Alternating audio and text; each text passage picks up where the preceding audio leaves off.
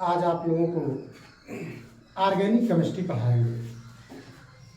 Organic शुरुआत करना है, कार्बनिक रसायन शुरुआत करना है। कार्बनिक रसायन केमिस्ट्री का एक ब्रांच होता है। यह ब्रांच जब तक केमिस्ट्री चलेगी तब तक आपका साथ नहीं छोड़ेगा। इसलिए विद्यार्थियों, ऑर्गेनिक केमिस्ट्री के फंडामेंटल को आप लोग खूब ध्यान से समझिए। बहुत ही आसानी से आप लोग को समझ में आएगा। इसमें सबसे पहले हम बताने जा रहे हैं जैव शक्ति सिद्धांत या बर्जीलियस का जैव शक्ति सिद्धांत। यहाँ से इसकी पढ़ाई स्टार्ट की जाती है। ये हाई स्कूल से ही शुरुआत है। हाई स्कूल में ही ये चीज़ रखी हुई है। सीबीएसई बोर्ड, आईसीएसई बोर्ड के बच्चे, मैं बार बार बताता हूँ, इंग्लिश और साधारण हिंदी, क्योंकि हम सभी लोग हिंदुस्तान में हैं, तो इंग्लिश के साथ साथ हिंदी और हिंदी के साथ साथ इंग्लिश, सबकी जानकारी करना हम लोग को आवश्यक होती है। हर चीज़ समझना चाहिए। Middle force theory of Berzelius, जैव शक्ति सिद्धांत का, जैव का मतलब अब जीव जंतुओं से है। यानी सबसे पहले फ्रांसीसी वैज्ञानिक बर्जीलियस ने बताया कि कार्बनिक यौगिकों को सिर्फ जैव जगत से ही प्राप्त किया जा सकता है। जैव जगत यानी बायोलॉजिकल वर्ल्ड, जैव जगत से ही प्राप्त किया जा सकता है। इसे प्रयोगशाला अथवा फैक्ट्री इन्होंने बताया था कि ऑर्गेनिक कंपाउंड को प्रयोगशाला या फैक्ट्री में नहीं बनाया जा सकता है। यह बात इन्होंने बताया था। कैसे बनाया? इन्होंने ये कहा, सर्वप्रथम फ्रांसीसी वैज्ञानिक बर्जीलियस ने बताया कि कार्बनिक यौगिकों को सिर्फ जैव जगत से ही प्राप्त किया जा सकता है। इसे प्रयोगशाला अथवा फैक्ट्री में नहीं बनाया जा सकता है। अर्थात इसे जीव जंतुओं के सड़ने गलने,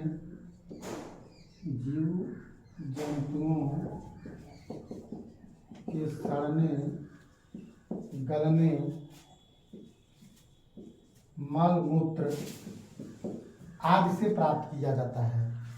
यानी गंदगी से जो भी चीज़ सड़ने गलने, पत्तियां जो है कि पेड़ों की पत्तियां वगैरह, जो भी चीज़ें हैं, जो भी डस्ट पार्टिकल हैं, सड़ता गलता है तो क्या बनता है? ऑर्गेनिक कंपाउंड बनता है। ये चीज़ इन्होंने बताया था।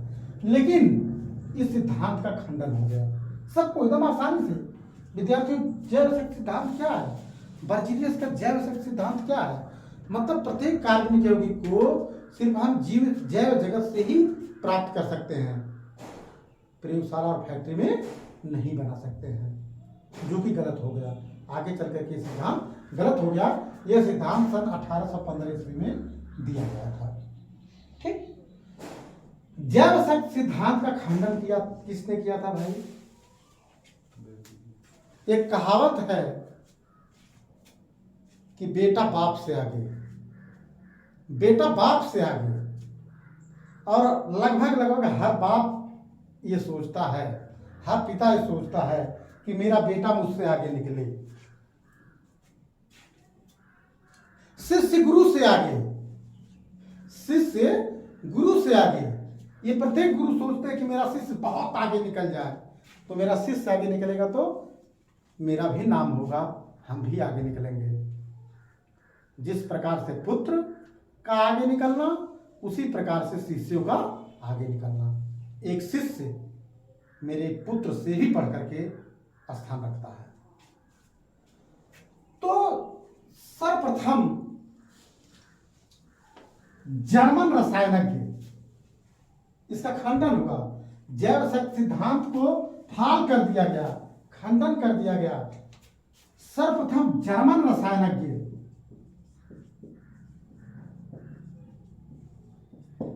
कौन थे? वैज्ञानिक फ्रेडरिक वोहलर या volar. Frederick FREDRICH Freddy collar ने प्रयोगशाला में सबसे पहले यूरिया को बना करके, यूरिया का सूत्र NH2CO, यूरिया को बना करके जैव शक्ति सिद्धांत का खंडन कर दिया। और इन्होंने ये बताया कि प्रत्येक कार्बनिक यौगिक को प्रयोगशाला और फैक्ट्री में बनाया जा सकता है। और जो फ्रेडी कोलर थे ये बर्जीलियस के शिष्य थे। फ्रेडी कोलर कौन थे?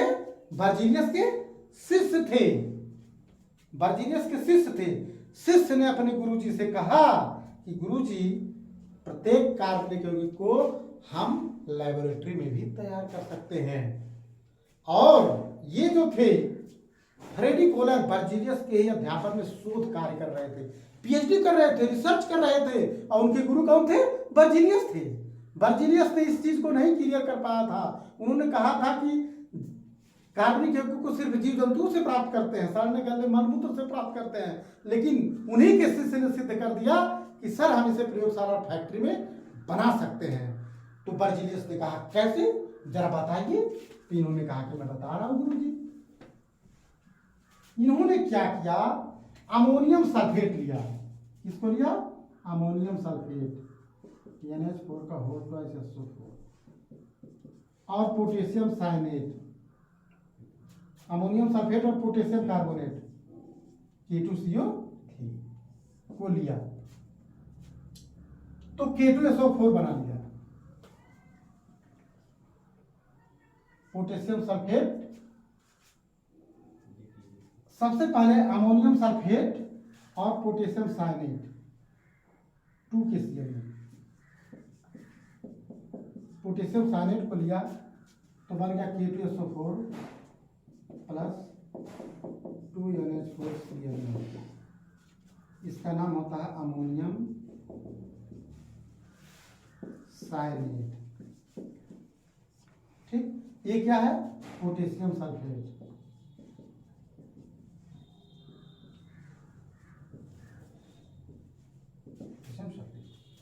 ये है पोटेशियम साइनेट।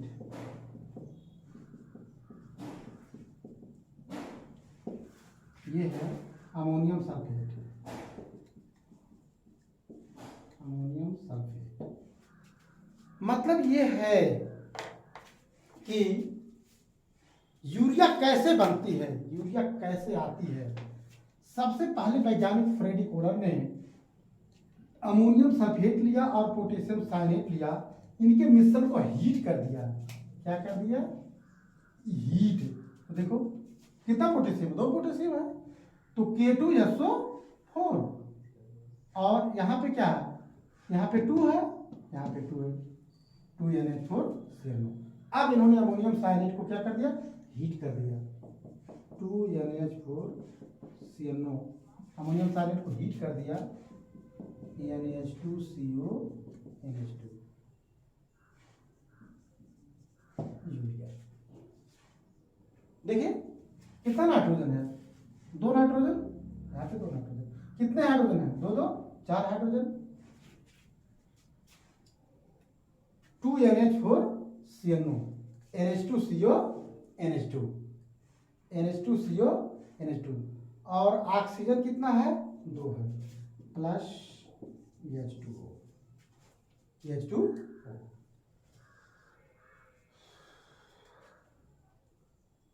या सीधा सीधा से कह दीजिए NH4Cl को जब इन्होंने हीट कर दिया तो क्या बन गया? NH2CO NH2। अब आप लोग आसानी से देखिए कितना नाइट्रोजन है? 2 नाइट्रोजन है। ठीक, कितना हाइड्रोजन है? 4 हाइड्रोजन। ठीक, कितना कार्बन? 1 कार्बन। यानी अमोनियम साइनेट को हीट कर दिया तो यूरिया बन गया। सिद्ध करके दिखा दिया।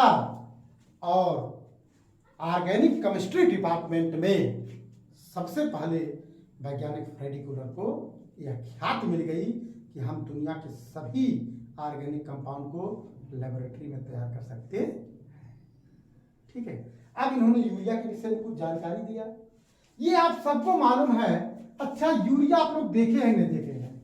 यूरिया आप लोग देखे होंगे, यूरिया खेतों में पड़ता है, धान गेहूं जो भी फसल होती है सभी फसलों में यूरिया, क्योंकि यूरिया में क्या है, सबसे ज्यादा नाइट्रोजन मिलता है।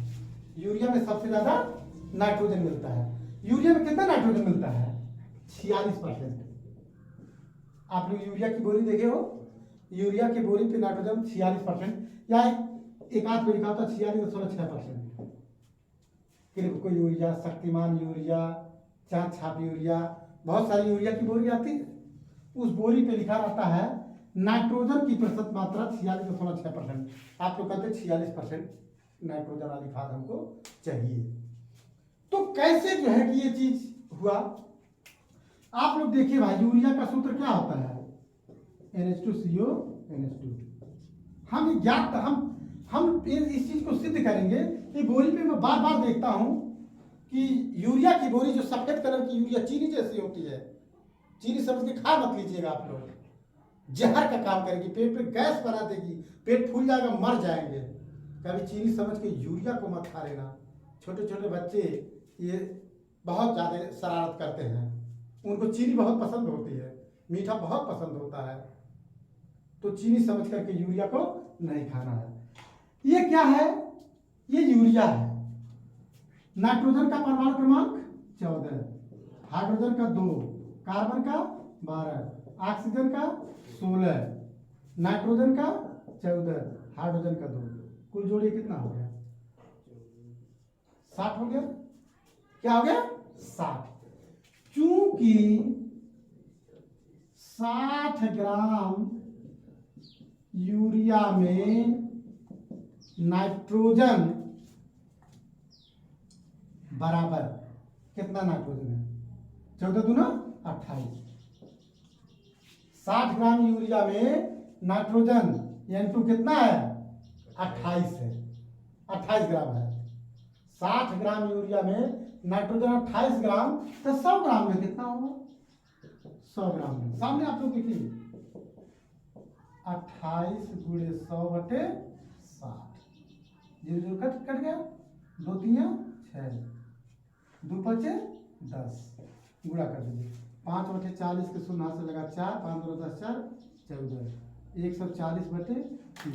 अब आप लोग अगर 140 में 3 की भाग दे दीजिए, 3 चौके 12, 2 20, 3 छक 18, 2 10 वाला लगा 0, 3 छक 18, 2 20, 3 छक 18, 46.66। आप लोग देखिए भाई, आगे में आ गया, मैंने सिद्ध कर दिया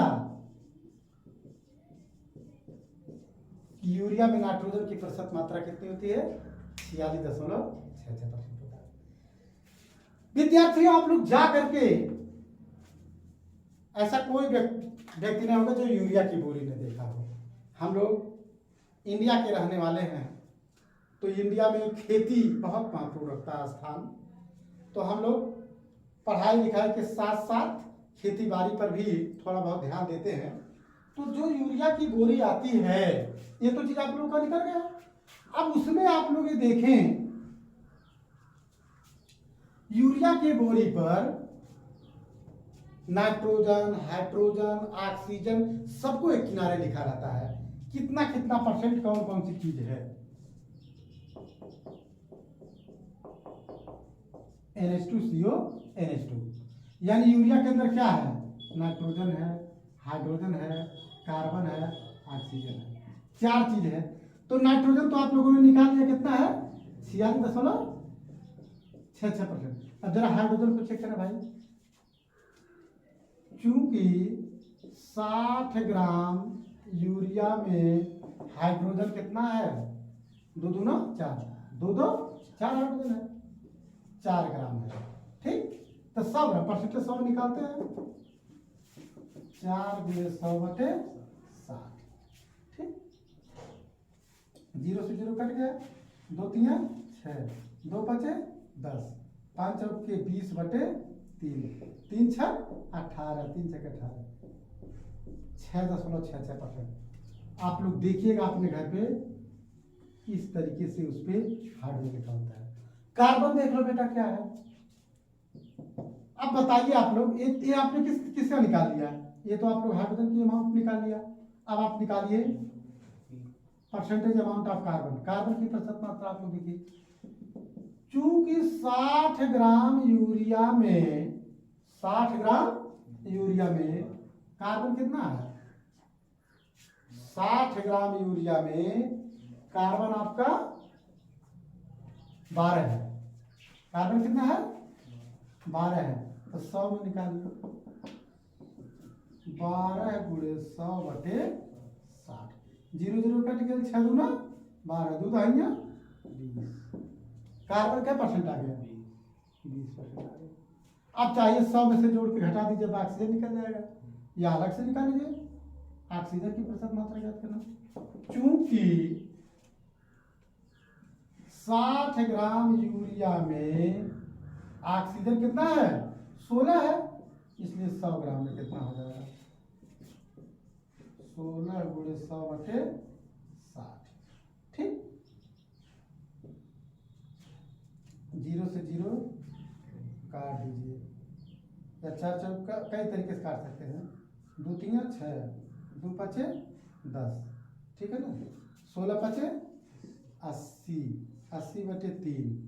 अब आप 80 में 3 की भाग दे दीजिए, 3 दूना 6, 2 20, ठीक है। 3 छक 18, 2 फिर 20, 26.66, 26.66। अब अगर आप सब जोड़िए, इन टोटल को क्या कीजिए? जोड़िए, देखिए क्या 100 हो रहा है, तो ऐड करो भाई।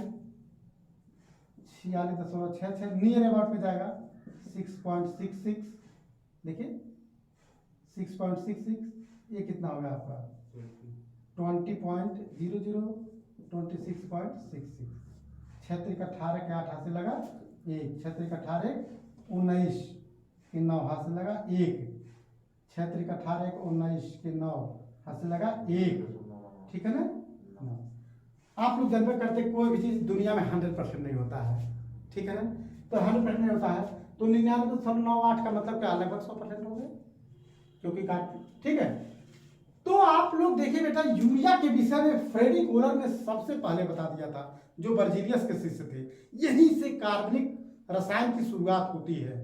इसलिए कार्बनिक रसायन की शुरुआत को आप लोग खूब ध्यान से देख लीजिएगा, समझ लीजिएगा विद्यार्थियों, बहुत ही आसानी से। और यह ऐसी चीज है कि लगभग हर कंपटीशन में पूछ लेता है, हर कंपटीशन में इससे 1 नंबर की बात पूछी जाती है। बहुत ही अनिवार्य चीज होती है।